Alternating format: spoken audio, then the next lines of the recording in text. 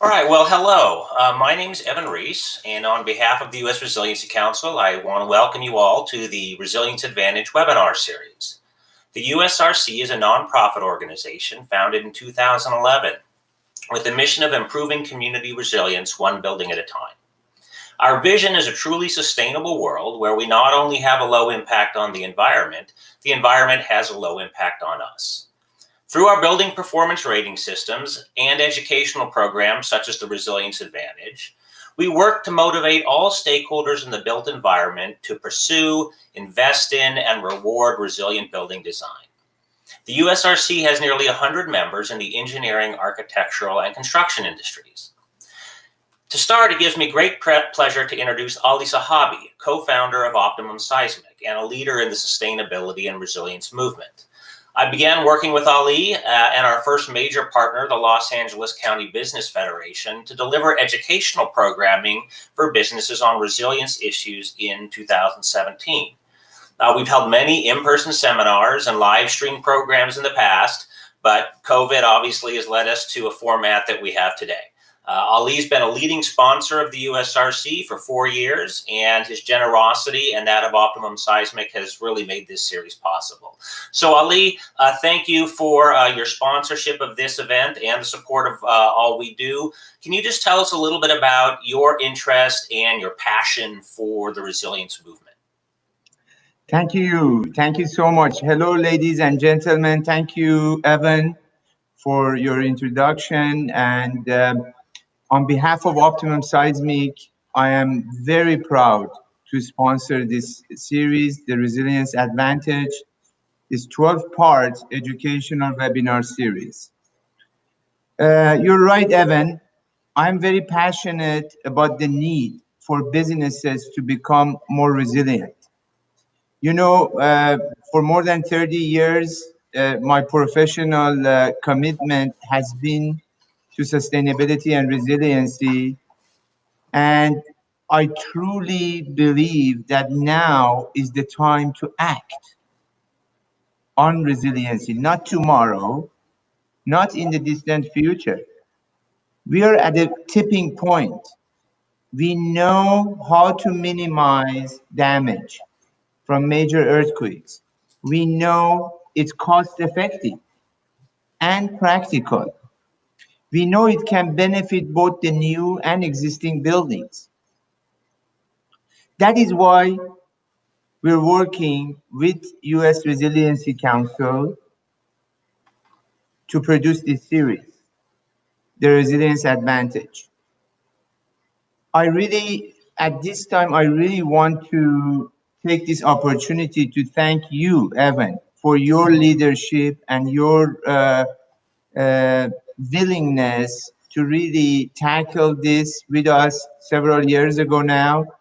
If it wasn't for your enthusiasm and your really willingness to take this on, we couldn't have accomplished what we have up to now. And I'm really looking forward to continuing our relationship with you and your team, some of whom we're going to meet as we go forward with the series.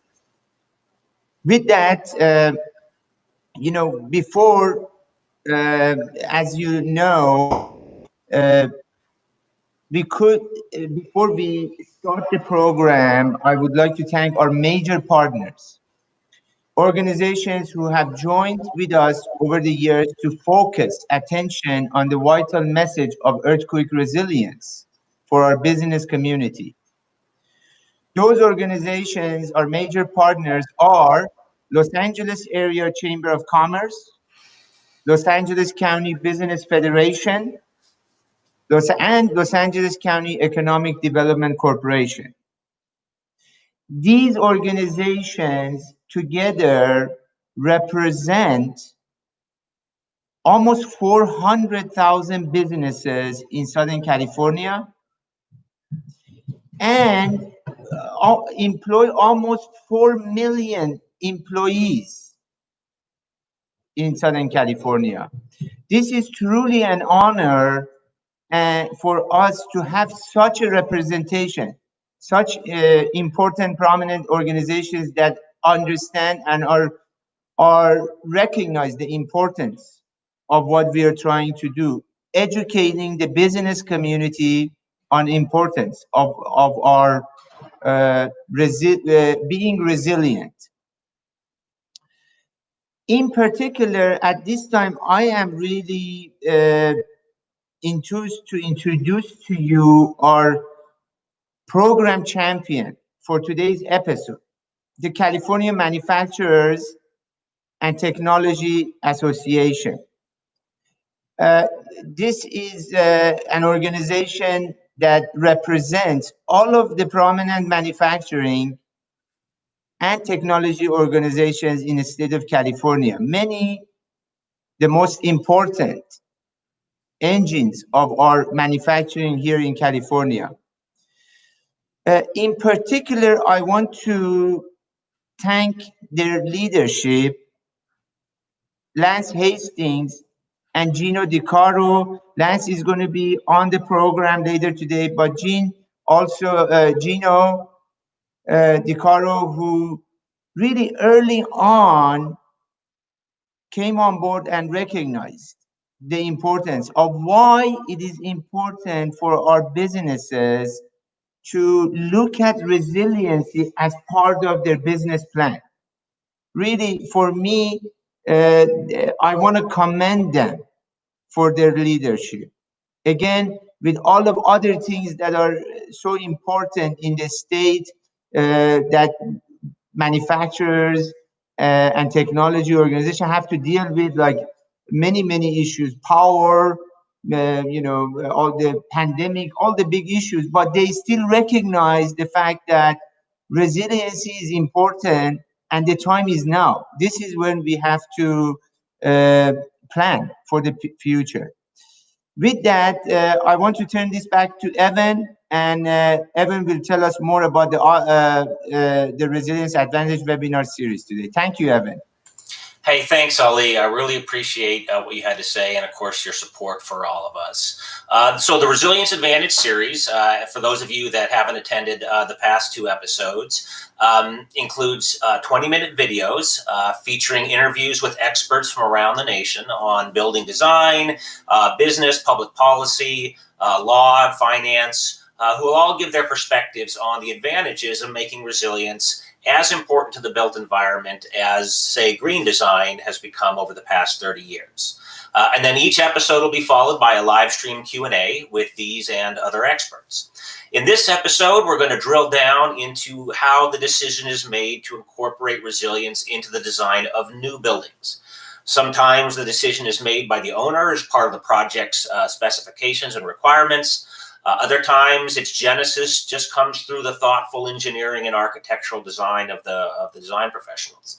But regardless, resilience is successfully integrated into the design when the entire project team and the building owner or users collaborate from early on to create a successful project.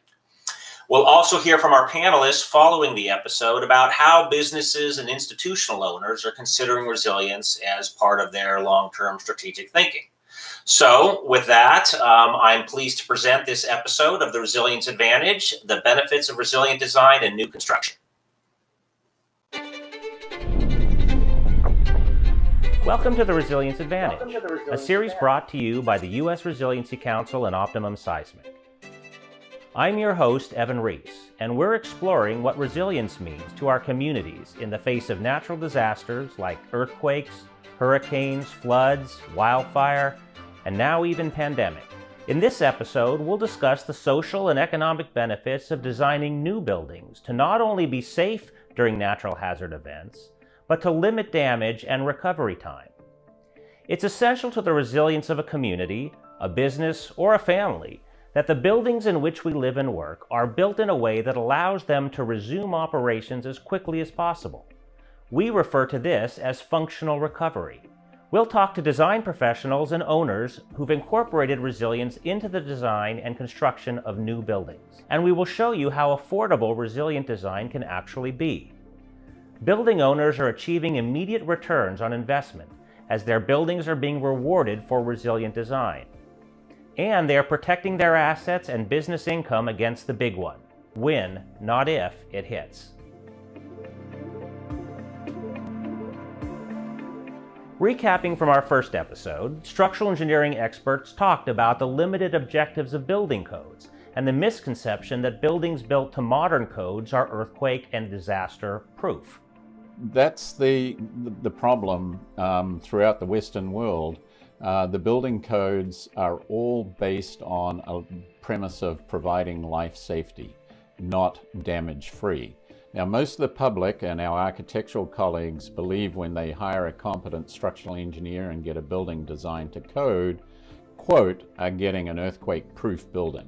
And that's not what the profession is delivering.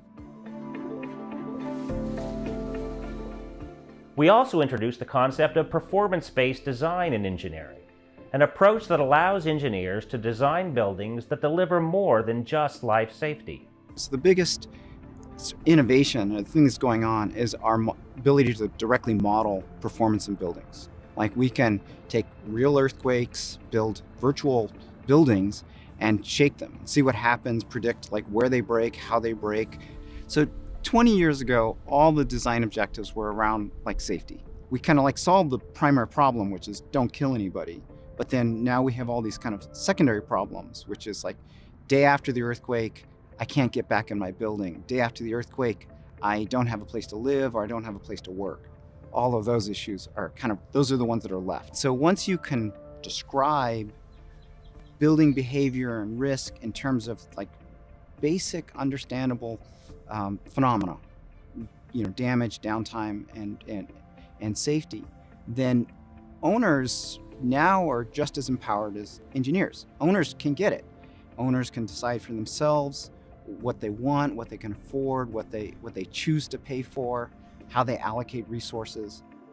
In hundreds of projects in places at risk of earthquakes in the US and around the world, structural engineers and architects are using performance-based design to deliver resilient buildings to clients in both the public and private sectors. Clients are investing in resilience as a way to protect their investment, their business, the livelihoods of their employees, and the services they provide to their customers. Projects are successful when the entire design team works with the owner or users of the building from the beginning of the project to incorporate resilience features into the building. In 2015, the state of Oregon decided to construct a new two-story facility to house its Treasury Department. The critical work Treasury employees do every day to manage the state's money and ensure payments are timely made can't stop when there's a disaster. Whether wildfires, volcanoes, or a magnitude 9 mega-earthquake in the Cascadia subduction zone, the Treasury building needs to remain operational during and after an event.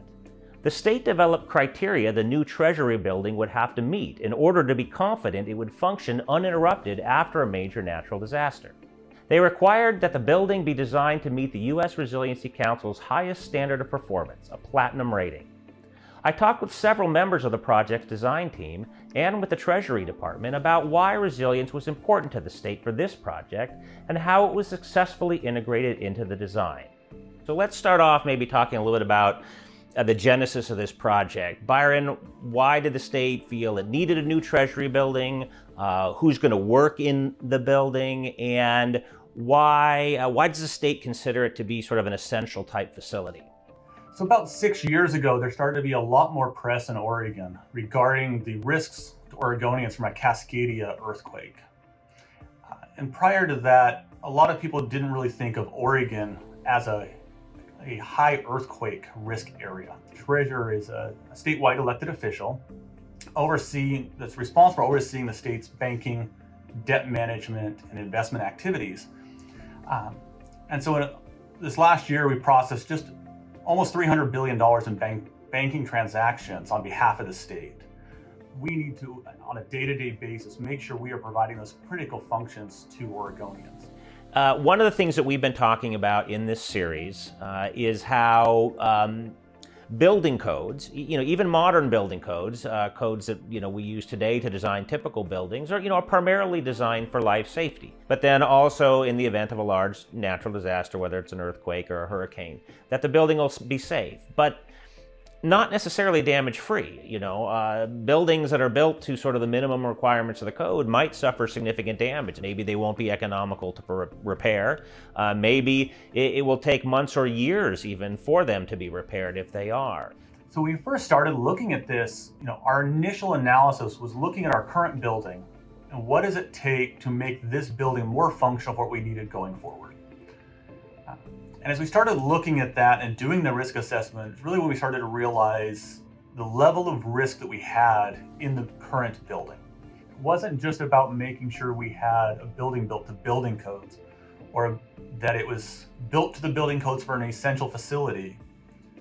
We wanted to make sure that we were getting to that immediate occupancy and operational level and making sure that it wasn't just that life safety, that our staff were safe. The impacts to Oregonians, if we were to have to go a month without sending out banking activities, would be catastrophic on its own. Craig, as a full team of architects, structural engineers, but also mechanical, electrical engineers, how did you sort of establish that kind of communications back and forth with Byron and his team that, had to talk about these issues of performance and how that might affect the design of the building? Well, it started with a lot of good planning, and GluMac engineers and KPFF structural engineers were involved maybe a year prior to GBD. When we formalized the team, we came on board, we got the entire team, all the stakeholders, not just the major designers, but civil and landscape and acoustical engineers, and talked about expectations. And out of the gate, the driving guiding principle, number one, was USRC Platinum, a building that could be readily reoccupiable after a major Cascadian quake without significant damage. That's wonderful. So Reed, let's talk nuts and bolts here, or beams and columns. How did you design this building? What is its structural system? How would that maybe be different from sort of an ordinary office building, that might be in downtown Portland or something like that? In the early stages of the process, we actually looked and worked together to look at different solutions. The first being creating a lateral force resisting system, the part of the structure that resists earthquake and also wind, building it out of a buckling restrained brace frame, which is a common lateral force resisting system type for steel frame buildings. And what we were finding when we started evaluating against the USRC metrics, specifically safety, damage, and recovery, is that it had a hard time meeting that recovery dimension. And safety, obviously extremely important, and reducing the damage in a building is a key point. But when we're talking about resilience, we have found that a lot of times the discussion starts to center really more around recovery. And it's quite actually, I won't say easy, but straightforward to design a structure, meaning the portion of the structure, the portion of the building that is composed of beams and columns, not the things in it, for a very high performance level. So how important is it to the whole design team that all of these discussions are laid out, the expectations for the building, and that everybody sort of have a seat at the table in the beginning so that the project is proceeding in a way that doesn't cause unexpected, challenges? Well, we did start out with all the key stakeholders I alluded to in the room at the same time. We all put out what our goals were, and the base isolation and the USRC Platinum was really easy to work towards once we knew that was a prerequisite, essentially. And being able to know that really day one made our process much more efficient. We would have needed to go really back to the drawing board if we had found out that later in the design process, because it affects every discipline in the building.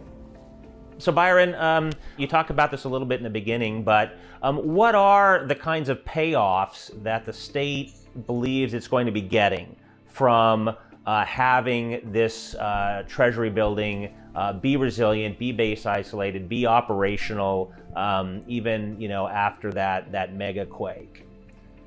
I think for us, it's really about making sure that we are providing the services that are necessary and expected from our team. That we realize that we serve a critical function in the state that often is invisible to people. You don't think about it. I like to use, with my team, I use the analogy of, I say we're the wheels on the bus. Nobody thinks about the wheels on the school bus until they fall off. And then everybody's really upset that they fell off. Well, I don't think any of us is unaware now about manufacturing PPE or ventilators or the process for producing vaccines, something that we all have intended to, we've all essentially ignored for most of our lives. And now, you see when it's needed, it comes to the forefront.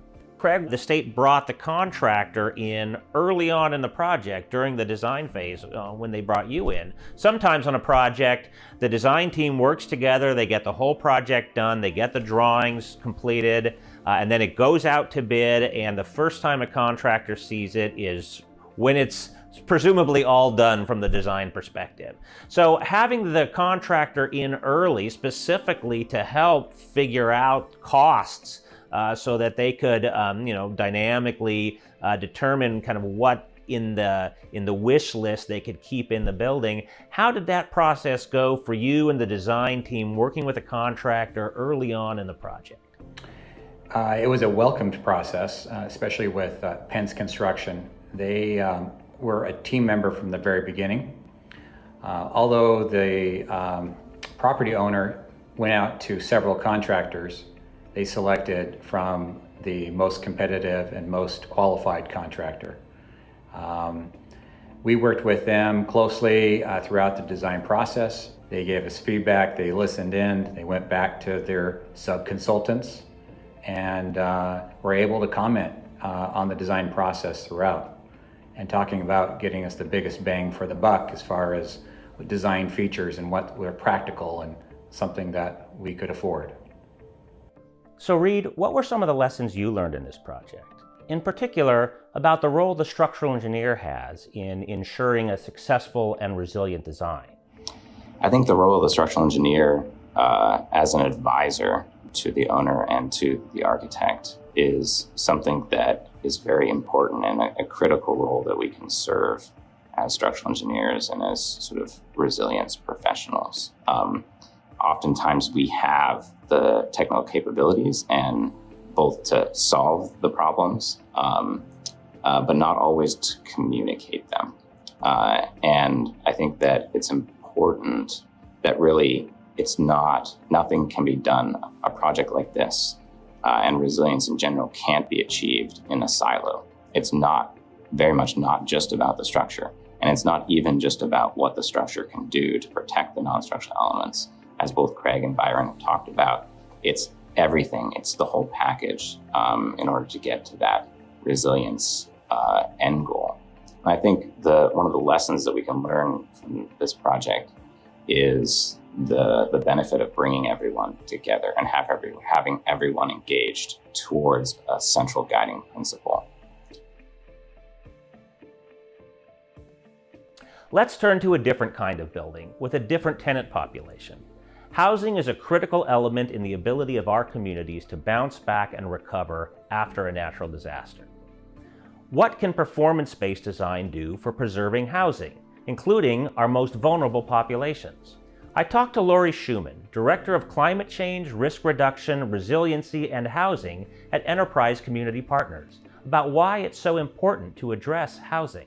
What we always want to do is keep people in their home. And on the same token, what we always want to do is mitigate risk to these homes. Because again, we know once a person's out of their home and displaced, it's very hard to come back. It's very hard to repair it. It's much more expensive. And so we see this again and again throughout the nation, whether it's up in Paradise, whether it's on a reservation, whether it's in the Keys, that housing must be preserved in order to keep the communities together. As difficult as it'll be for individuals who have to live through this kind of hardship, it's even more difficult to imagine the effects on a community scale. A 2019 article in the Los Angeles Times predicted that a large earthquake in the LA Basin or the San Francisco Bay Area could leave more than 250,000 residents without habitable homes. Henry Burton is a professor of structural engineering at UCLA and has been studying how cities can measure the benefits of resilient design, particularly as it relates to housing. Going back to this theme of our building codes and the focus on safety, but if we don't focus on usability or repairability, that could be a potential scenario, meaning you have a major earthquake in an urban center like Los Angeles, where we don't expect the number of fatalities to be very high, but you could foresee a situation where a large or some percentage of the population are not able to reoccupy their homes after the earthquake. And in that case, they'll look to temporary shelter. And if there's a strain on sort of the temporary housing that the city is providing, then you will have some percentage of what we call out-migration, meaning some fraction of the population that permanently leaves the city. In a previous episode, we met David Marr, a structural engineer in Berkeley, California. His firm recently completed an apartment building, Casa Adelante, that will provide the highest levels of performance for low-income seniors in San Francisco. I had the chance to catch up with David about that project at the National Earthquake Conference in San Diego last spring. It's a 9-story building. It's 100% affordable housing designated for seniors. 25% of the units are designated for formerly homeless. I think seniors are, by definition, resilient. They've lived many, many, many years, had many, many struggles. We know that the stories, the individual stories of the seniors, there's a lot of strength there. And they're still, at that age, they're still facing big hurdles because most of them were afraid of being displaced like many other people had been here in this neighborhood. It's really important that we take care of them and provide them with the housing to live with dignity. And so this building is for seniors, not only so that we can care for them as they age in place, but so that we can provide a stable platform from which they can continue to lead the city, and we're deeply appreciative of that. If you think of the population, the folks in this building, they don't have extra money, they can't go to hotels after an earthquake. And so the dynamic here is that there's a both kind of need, opportunity to make a building that's more resilient, that allows folks to kind of stay in their homes while repairs are happening. And what did you do to make this building more resilient? We collaborated with a professor from New Zealand, Jeff Rogers.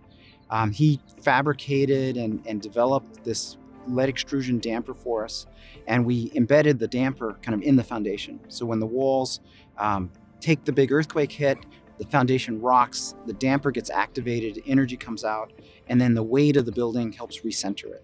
It's exactly a shock absorber. I mean, same like technologies that you have in cars, and since you have springs, shock absorbers, and then a bumpy road, you got an earthquake. You got an earthquake, which is the bumpy road, and then building has stiffness and building has energy absorption. So in terms of performance, how do you expect this building to behave in an earthquake? So the performance expectations are that the structure is going to be fine. The structural damage will be sort of limited and repairable, and won't impede people staying in the building. We want to be able to keep people in their homes while repairs are going on.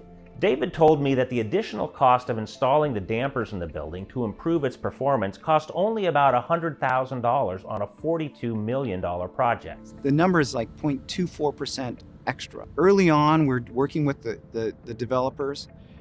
We did initial studies where we had the promise of cost neutral, then got green lighted to try the performance-based design, and then worked really hard to keep to the cost neutral. So the developers are happy that they think this is a worthwhile investment. Casa Adelante recently held a virtual grand opening to celebrate the completion of the project. The developer praised the design team, specifically mentioning the structural engineer and the value of the USRC rating that the building received. We and the entire team are really excited to do innovation and resilience for affordable housing. We're super excited with the results.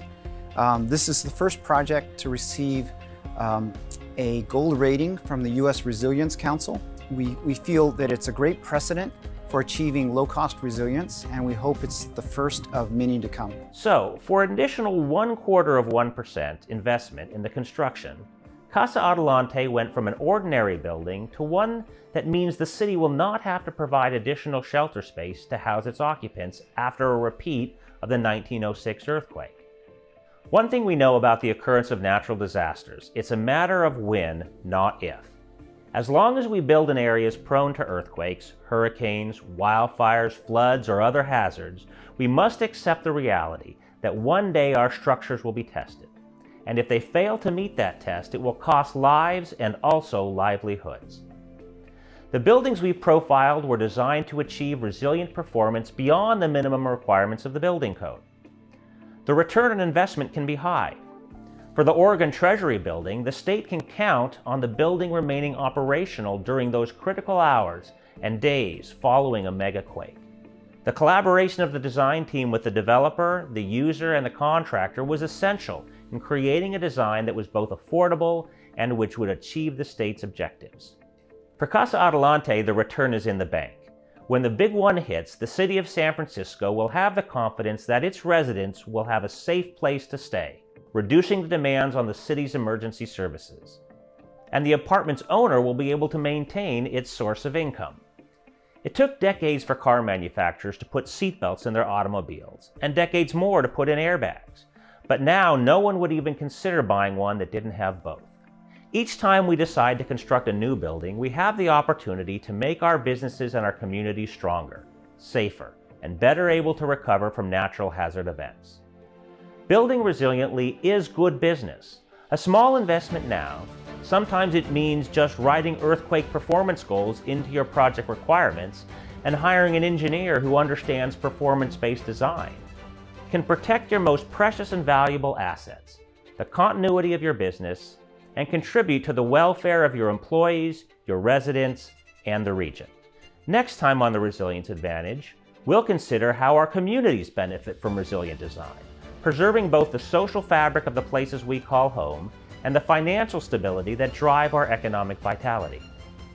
We'll discuss how both the public and private sector are making resilience happen in cities across California, and what type of incentives are being offered to make resilient design a reality. Thank you for watching, and please join us next time on the Resilience Advantage.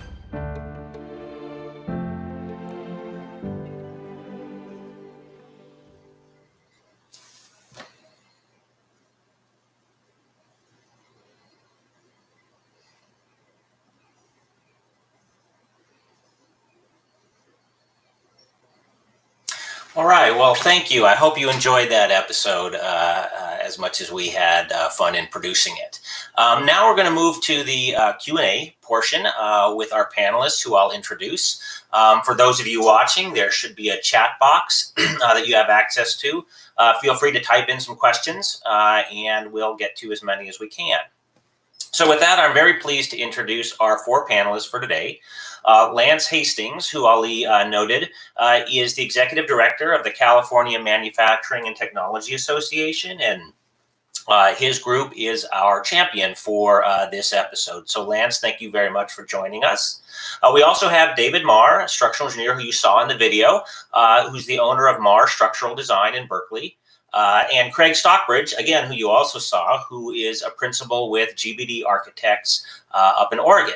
And we're also pleased to have with us today an old friend of mine, Marianne Phipps, a structural engineer and president of eStructure in Oakland, California, who's done a lot of great work with institutions and organizations in the Bay Area for several years. So thank you all. Welcome for joining us. So let me just sort of kick it off and start with some questions. Let me start with you, Lance. First of all, again, thank you for the CMTA hosting our event today. We appreciate it. Maybe you can tell us a little bit about your organization, who it represents, and what kinds of buildings and facilities your members typically use and own. Oh, I think you did. Yeah, there you go. Okay, thank you very much for the opportunity to participate today. We really appreciate it. So CMTA is a trade organization that, interestingly, organized 103 years ago in Oakland, California. So no stranger to the Bay Area with all of its seismic activity.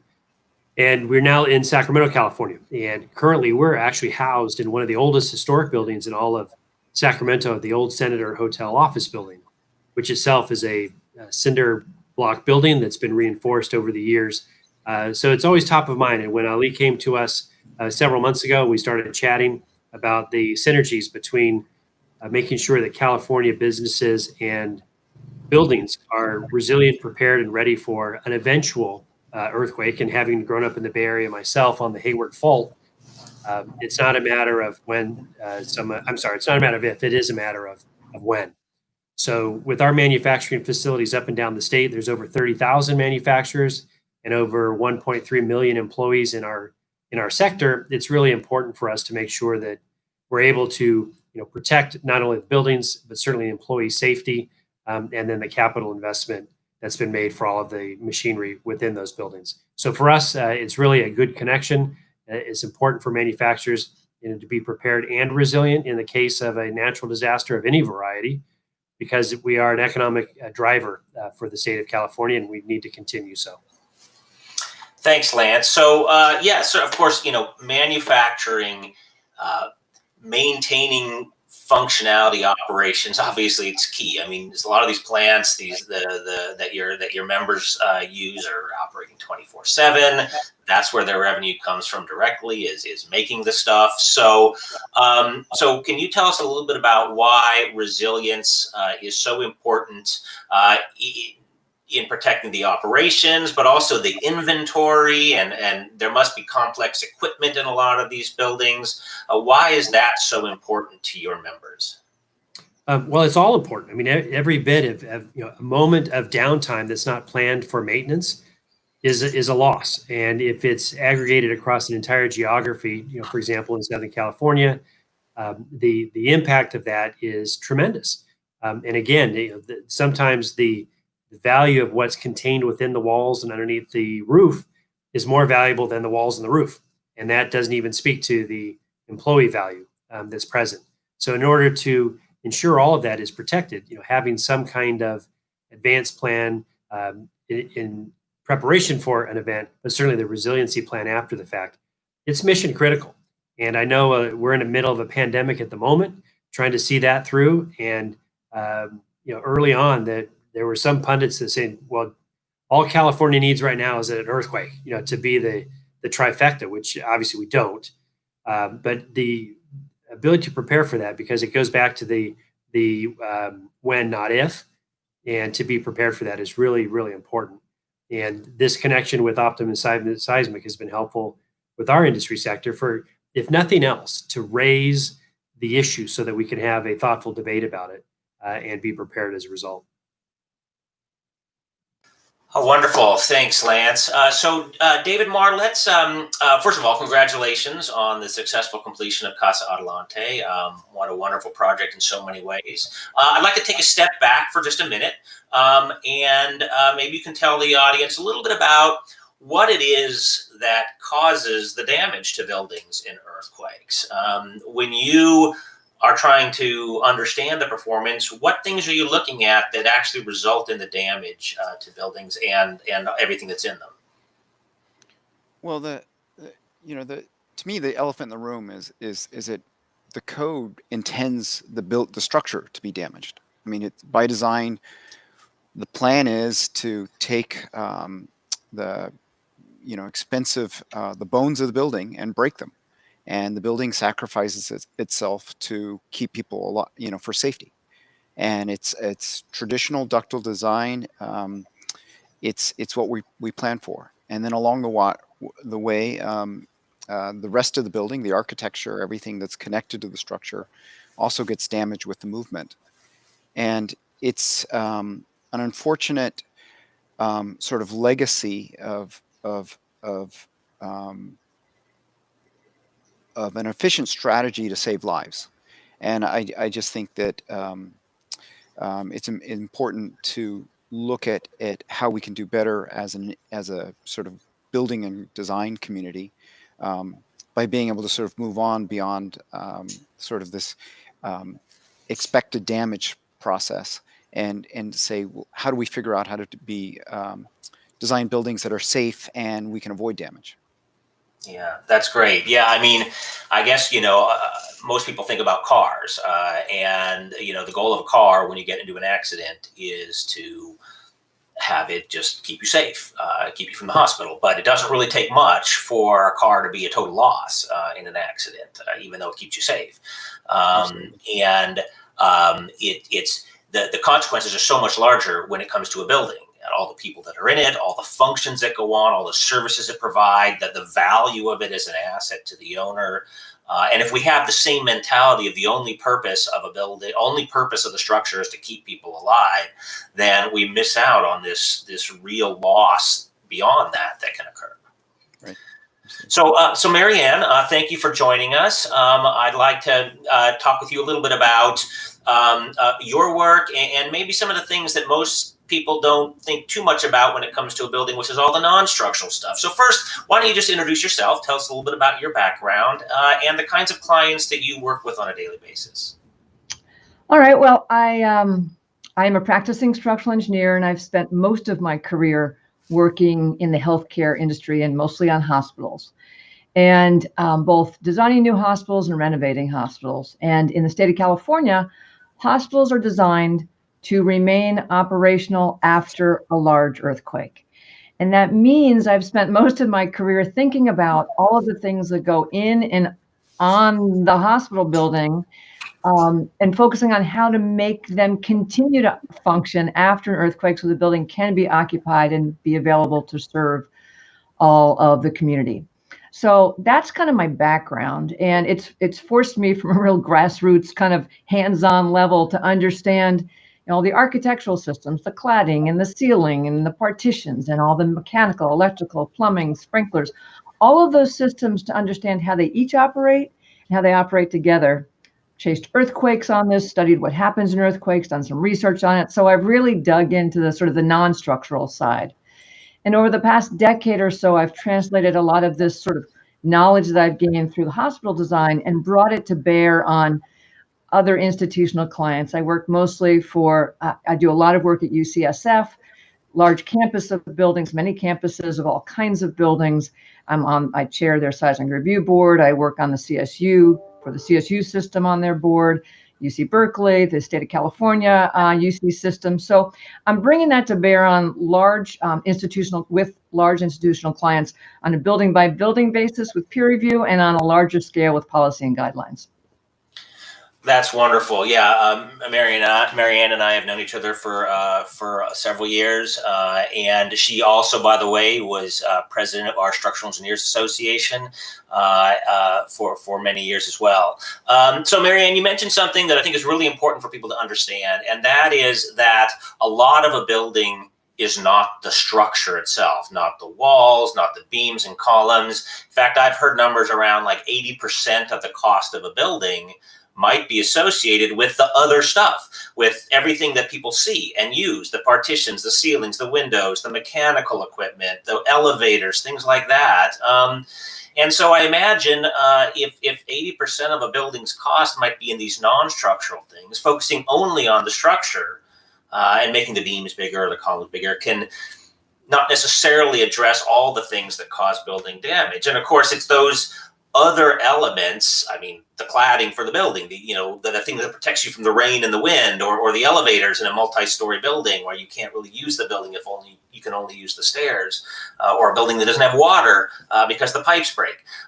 So can you talk a little bit about how those kinds of elements suffer damage in earthquakes, but also how they can be made more resilient in the design? Well, you're absolutely right. Most earthquake damage in buildings in the United States, where we've got good building codes, will be non-structural. And non-structural elements are damaged even in small earthquakes. So the threshold is greater. And a lot of small earthquakes, the structure is not going to feel very much or have any damage, yet non-structural components will be damaged.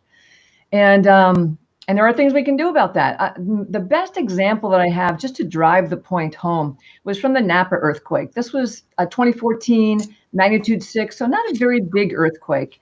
And I went there as a representative of FEMA, and with a team, we looked at every building within 1,000 feet of downtown Napa. And we went to see what happened in every building. And the building I will never forget is the County Services Building, which was a generic concrete shear wall, 1950s building. The structure had absolutely no damage, but there was one sprinkler head just below the roof that sheared at the ceiling. And that earthquake happened at 3:30 a.m. The water was pouring out because, of course, sprinkler lines have water under pressure. Water is pouring out. The building was closed for 6 months because one sprinkler head broke. So a couple of lessons there. First, worry about your sprinkler lines. The things that you can do to prevent sprinkler damage, for example, is you have a flexible line between the branch line and the sprinkler head so that when the ceiling moves, it doesn't just shear off the head. But that's the kind of thinking that goes into the design process. You want to think about the consequences of damage, what you can accept or what you can't accept, and then work to detail these systems properly to limit the damage to what's acceptable to you. Thanks, Marianne. That's I really appreciate that response. So, Craig, you're an architect, and so you get to deal with all the disciplines on a project. You're working with structural engineers, mechanical engineers, a large group on the design team, and of course, you see a lot of what Marianne just spoke about, how the non-structural elements go together to make the building usable, what it looks like, etc. And by the way, congratulations on the Oregon Treasury building. I wish you a smooth construction process. But can you expand a little bit from the video on how the other disciplines, say beyond just the structural engineer, were engaged with you on this project to ensure that all the non-structural systems were also resilient? Yeah, absolutely. And just a little bit of background here. I feel like I'm in great company with all the experts on earthquakes, especially in Southern California. Earthquakes in Oregon weren't really even mentioned about 10 years ago. And then as the report came out a couple of years ago that pretty much put the fear of God in all of us that the big one is coming. The last big one was 330 years ago, and they're predicted to happen every 250 years, at least these cascading subduction zone quakes. So that really motivated us quickly. So we quickly became, or trying to become, more and more often experts on earthquakes and predicting them and how we resist them. So if we think about from the beginning where the ground is shaking violently and our building is isolated, so it's decoupled. So what happens with all those utilities, dry and wet utilities that are coming into the building, and our building is now, again, pretty much staying isolated where the ground is shaking up to maybe 3 feet, 18 inches in each direction. So you can see that those connections being very, very critical. One of the things that we debated is whether we bring in natural gas to our building. Would that be more of an asset or a threat? And at the end of the day, we decided that was one less threat that we wanted to avoid. So although all our connections to utilities are very flexible, again, we decided to pass on the natural gas option at this time and to save that one for a later conversation. But you think about all the other elements, non-structural elements in the building, and how they become potential threats. So even though our building's isolated, it's more on a kind of a rocking ship is how it's been simulated with our structural engineers. Can you imagine a nice decorative pendant light in our lobby swaying around, potentially doing more damage? So, and all of a sudden that starts to rethink how we approach lighting, and actually every discipline with that resiliency lens. Great. Well, as an architect that has, I'm sure done many projects that have been focused on green design with LEED. I'm sure that's been part of, many of your projects over the past, say, 20 years. How do you think resilience is becoming more important generally on projects as as you know, as we continue to see nationwide, worldwide, the impacts that disasters can have on whole communities and businesses and families? I think it's definitely the next generation of sustainability has now evolved into resiliency, where sustainability is minimizing our impact on nature, and resiliency is really resisting nature and other forces. And so those hand in hand seem to make a lot of sense. There was some comments made about buildings have been seen as disposable in the past, and we realize that we need to be thinking about that differently, and we have the technology to do it in a very cost-effective way. So it definitely reminds me of the sustainable and LEED movement that happened about 20 years ago when that started here in Portland, and many of our buildings were absolutely must be LEED.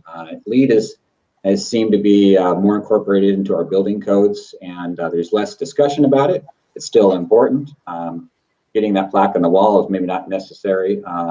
Most of our clients in the private sector, but resiliency is the next discussion and has been very much at the forefront for the last few years. Right. So, David, when we think of green design, we often think of it being sort of aspirational, right? We know that it's good for the environment to use less materials, to produce less waste, but it's not always easy to quantify that.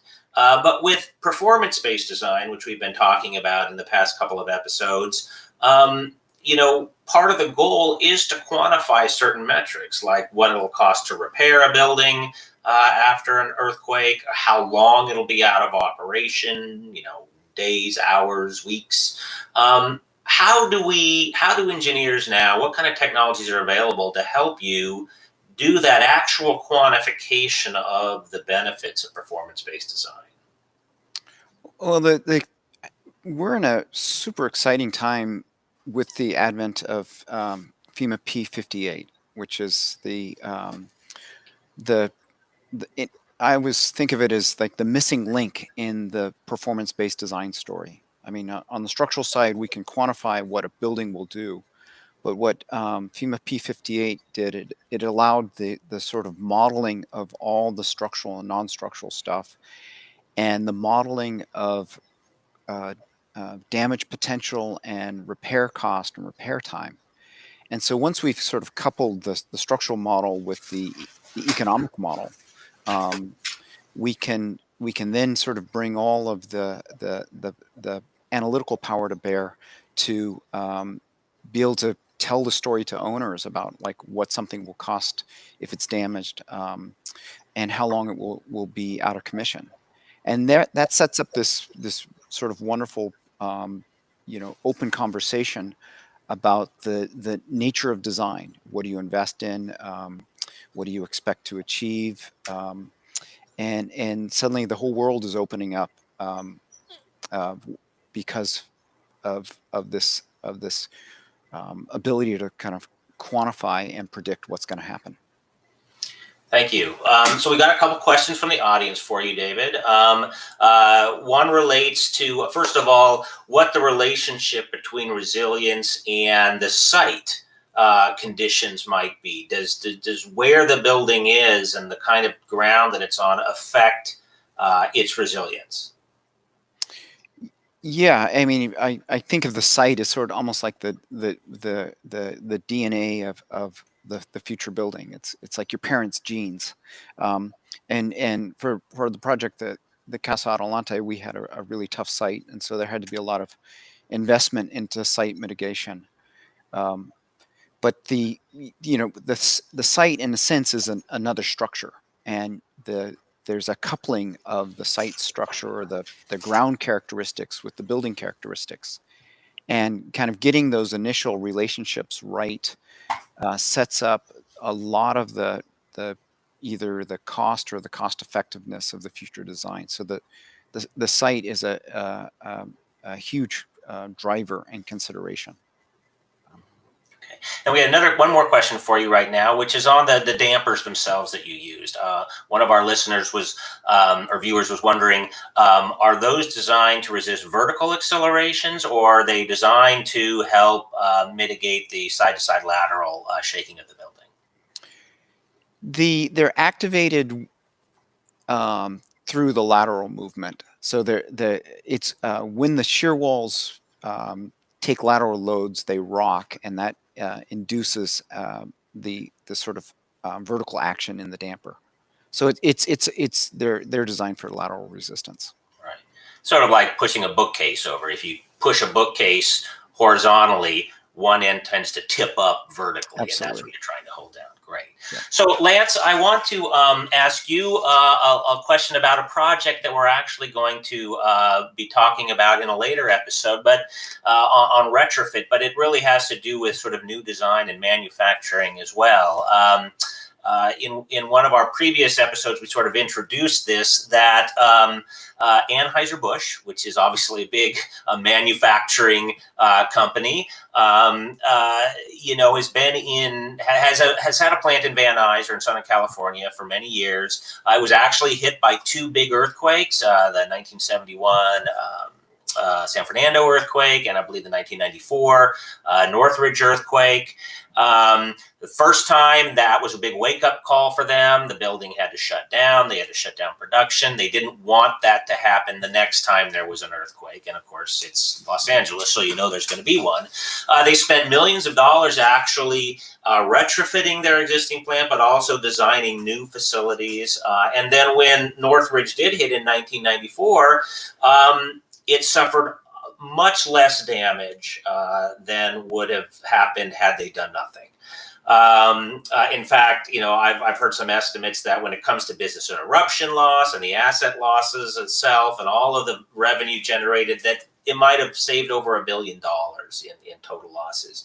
So maybe you could talk a little bit about the lessons that manufacturers have learned or can learn from the experience that Anheuser-Busch did in not wanting to suffer the same kind of damage in future earthquakes that they had experienced in the past.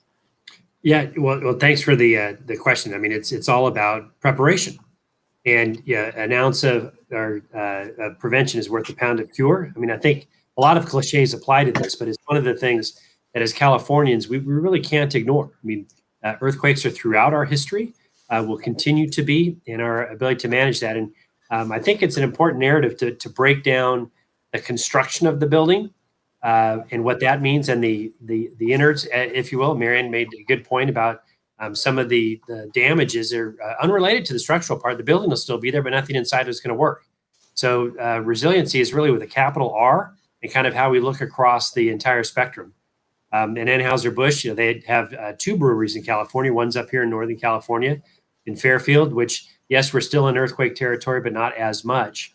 And their ability and their pre-planning, I think, will protect them into the future. So if nothing else, there's a story here that can be shared and echoed across the manufacturing sector, because the complications of a bottling facility and a brewing facility, a lot of machinery is involved there to get the beer into the bottles or the cans. And they've been able to get ahead of the curve and plan against current and future events, and really to be applauded.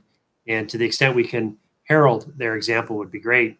And I'd just like to use another example of there wasn't earthquake damage as much to one of our manufacturers up in the Sierras down south in the Bishop area, but Searles Valley Minerals was out of business, not because of their building structure was hit so much as that the town water supply was cut off. And absent that, through the earthquake that a couple of, now a year and a half ago, can create huge havoc. So resiliency is not only for site specific per se, but it's region specific.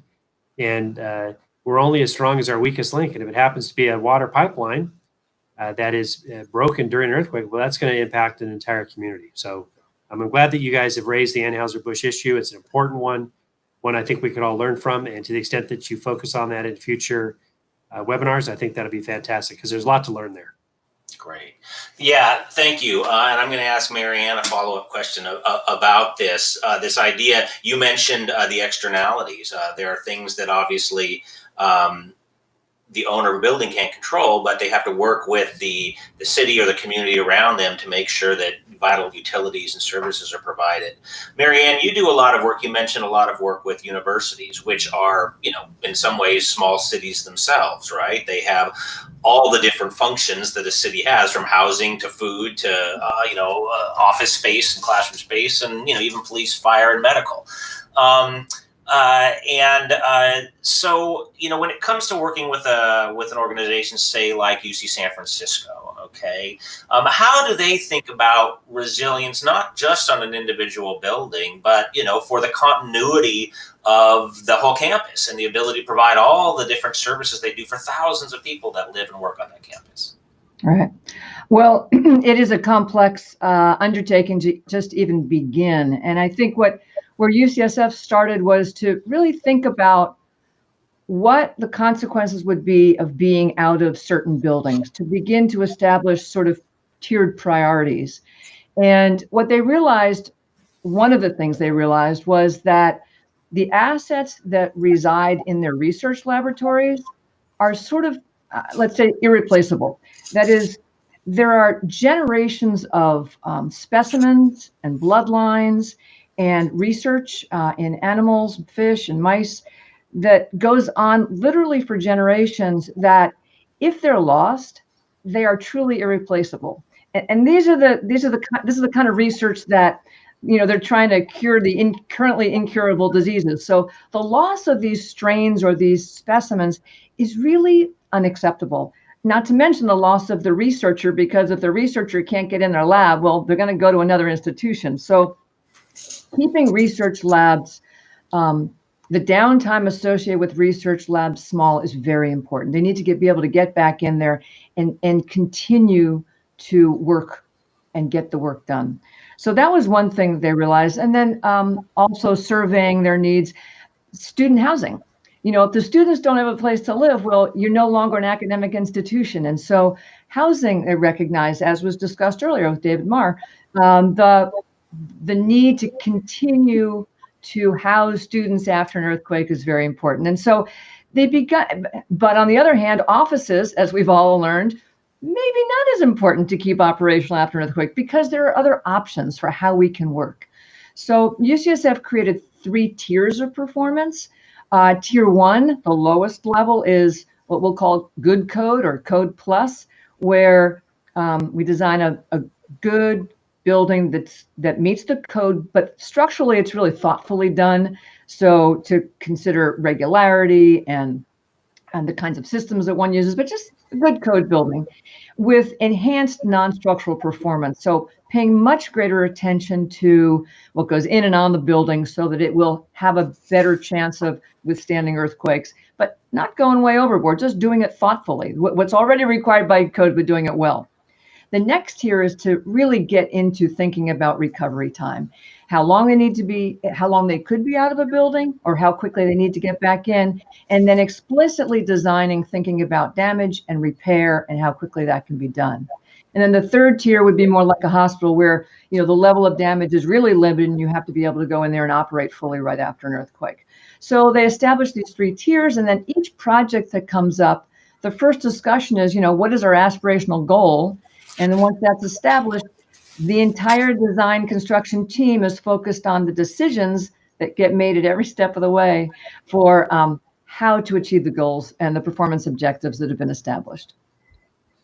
Okay, so that probably took a lot of effort on UCSF's part and other universities like UC Berkeley just to even establish this process. It sounds very complicated, but very important to have this established process going forward, from what the performance of a building should be to how the design team interacts during the design. So if you were to give some advice, say, to a university, or it could even be a large corporation that has either a lot of office space and multiple buildings, or a manufacturing a company that has a lot of buildings on a campus, what would be some first steps for them to start this process of developing these long-term strategies? Yeah, and I think it's good to ground this in reality and not suggest that this is simple. It's a long-term investment and process. I think first and foremost is there needs to be a champion inside the organization that recognizes the importance.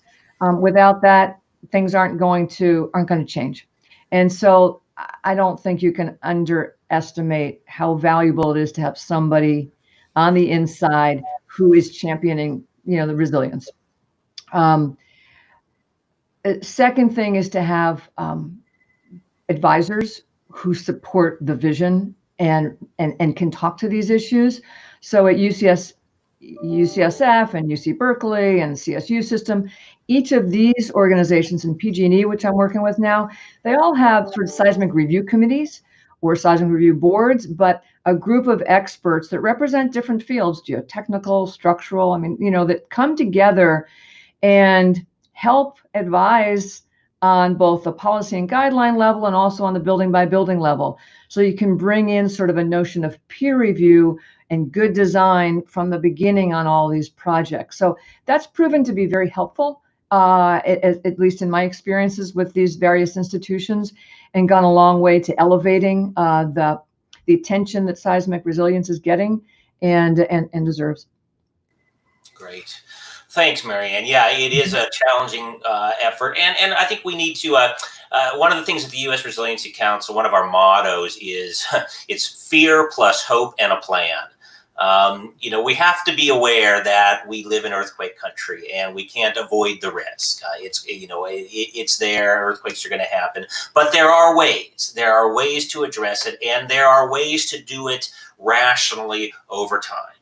That doesn't involve just trying to either shut down everything until it's all fixed or go bankrupt trying to fix things, but to work your way towards a solution. Those solutions are there. We're seeing businesses, institutions, large and small, really making that effort. So in our last couple questions, David, I want to ask you sort of the same question I asked Reed Zimmerman in the video.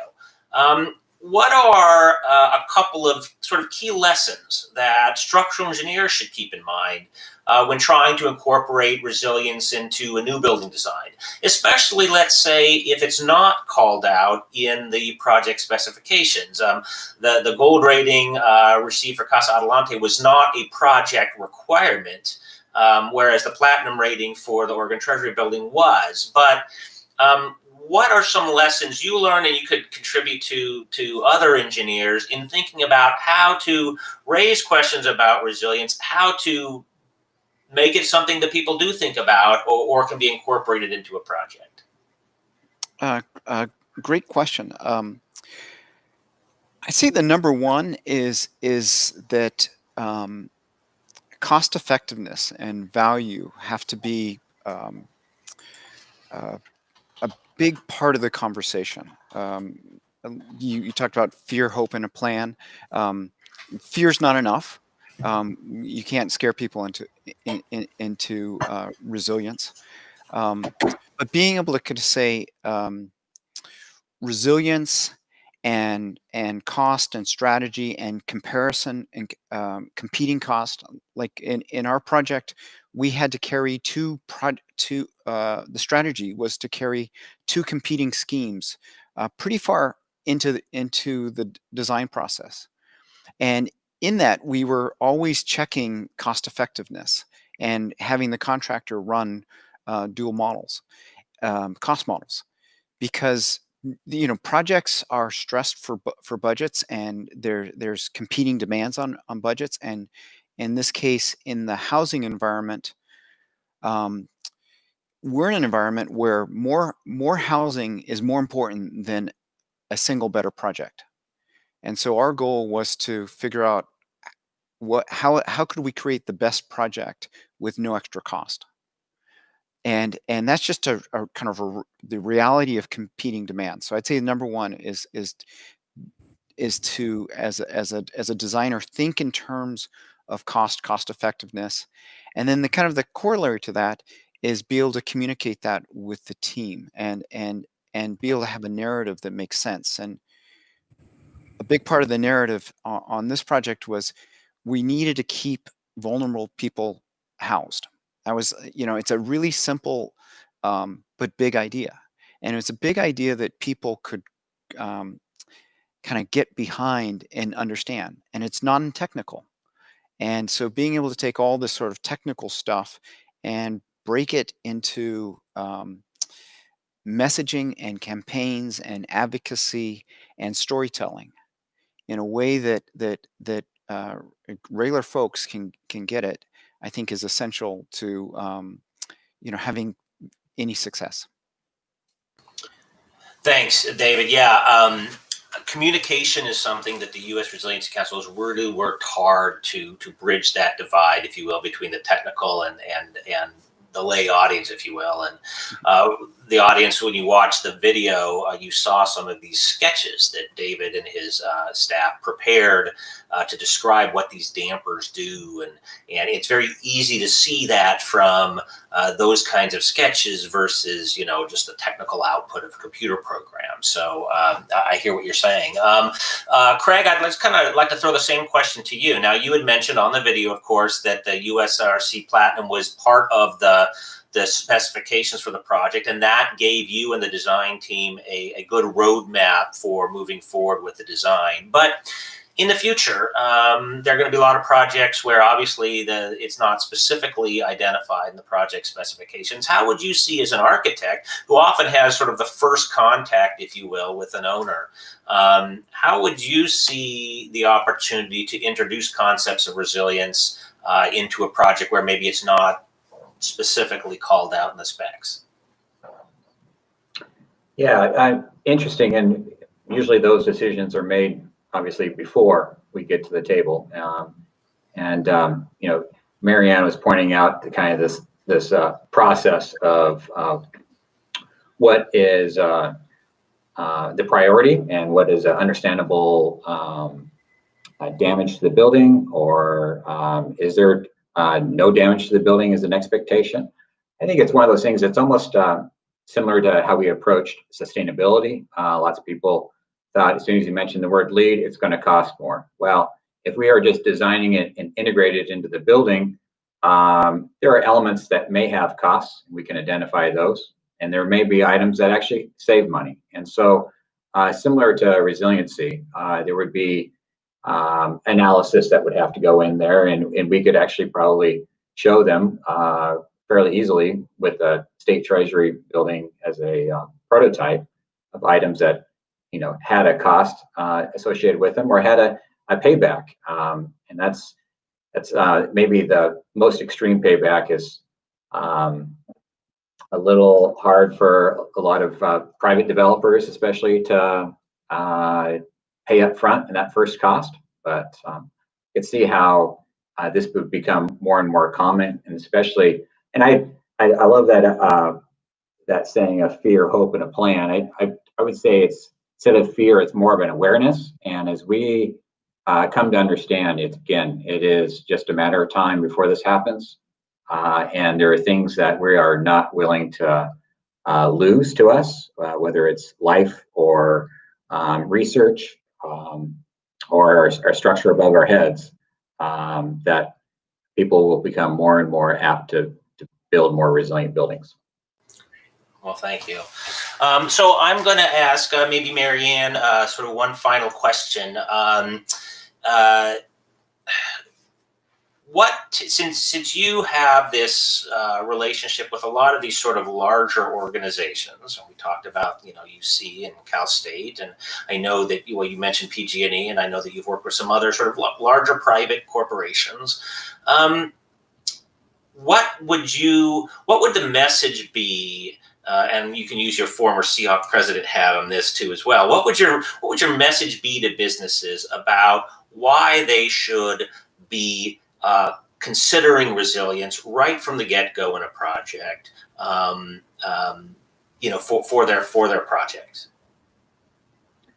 Well, I think it starts with the awareness piece, and that is a matter of thinking about the consequences of earthquake damage that will follow in many cases for buildings designed according to the code. So understanding the potential that the building will be out for an extended period of time and unavailable for use. And think through what that means for your business, your enterprise, your company, and then make decisions about if that is unacceptable, what you can do about it. So it starts first with the awareness and thinking through the consequences. Once you've done that, then it's a matter of understanding that there are options and that all options for resilience are not necessarily going to break the bank. And that's the message I think is really important to communicate, which is what part of what this is today is about.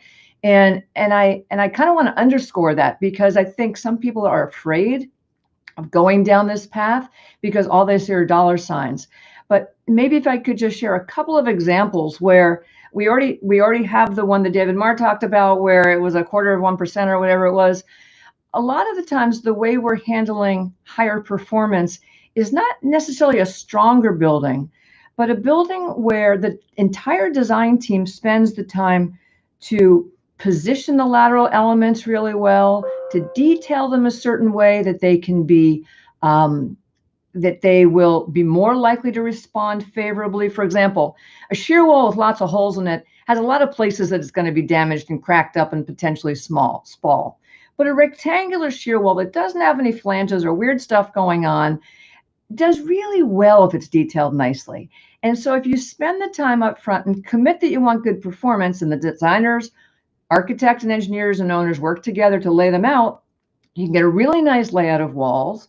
You can make them all rectangular. You can detail them for ductile response, and you're going to reduce the damage, but you haven't spent a penny more, and you've probably spent less because you've done it more strategically. So that's the kind of thinking that we go through. Or one more, cladding design can be a really expensive part of a project. Sometimes it's better to make the structure a little stiffer, and it reduces the cost of the cladding, and it improves the response of the cladding. So you didn't spend more money, you actually got a better building, and you did it with good design. So that's the message that I think that needs to be infused.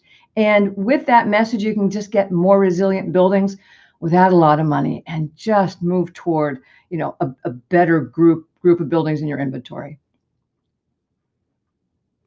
That is a wonderful response, Marianne. I so appreciate you bringing to the fore the idea that just a good collaboration with the design team, respect between all of the disciplines. I'm old enough to have worked on projects where the structural engineer never even meets the owner. You're basically given the layout of the building by the architect, and it's like, here, just make it work for code. So I really appreciate that. I think that that collaborative spirit is something that I hope we can see more on projects. I did get one last question from the audience, but I think it's something we can save for a future episode. The question was about older buildings like non-ductile concrete and other types of structures, and how risky are those. We actually have a whole episode devoted to retrofit, where we'll be talking about older vulnerable building types like concrete buildings, say built before the late 1970s, and older steel and masonry buildings as well.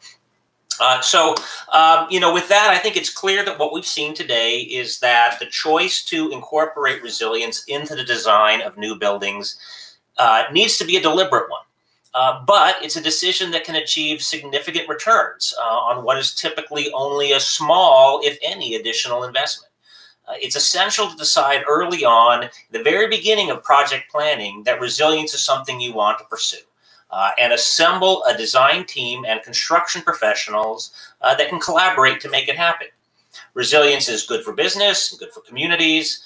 It ensures that livelihoods, housing, and the economic vitality of a region will be protected when the major natural hazard event occurs. As Ali likes to say, earthquakes are inevitable, but disasters don't have to be.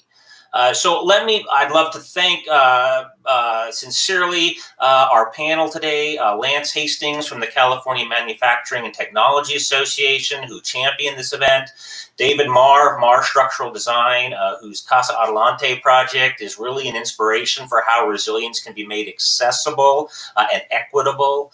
Craig Stockbridge at GBD Architects for talking to us about how project teams work together to achieve resilience, and Marianne Phipps of eStructure for giving us this perspective on institutions who are incorporating resilience into their overall building strategies. I would like to remind you of a couple of upcoming webinars. We have 8 more after this, but the next one will be February 17th, and it's all going to focus on communities, the benefits of making our communities more resilient. And it'll be sponsored by the California Building Officials and the Long Beach Chamber of Commerce. And then on March 17th, as I mentioned, we're going to have an episode devoted to retrofit and taking older, vulnerable buildings and making them safe, making them usable after a disaster or a natural hazard event like an earthquake. And the LA County Business Federation and the Los Angeles Conservancy will be sponsors of that organization.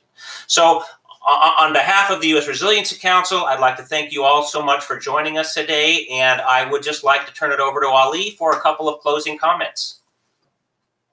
Thank you so much, Evan, for this wonderful program today.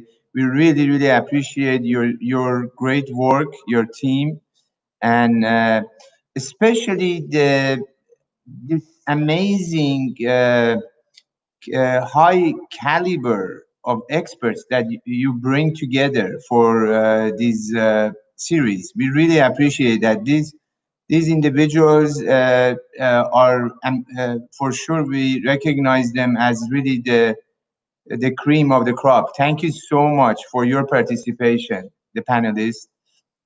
I want to thank you to our partners and all of you who are watching us throughout California, the nation, and the world. No matter how far apart we may be, we can join in the quest to make our world safer from natural hazards. We look forward to you becoming part of the growing movement towards resilience. Thank you and have a wonderful rest of your day.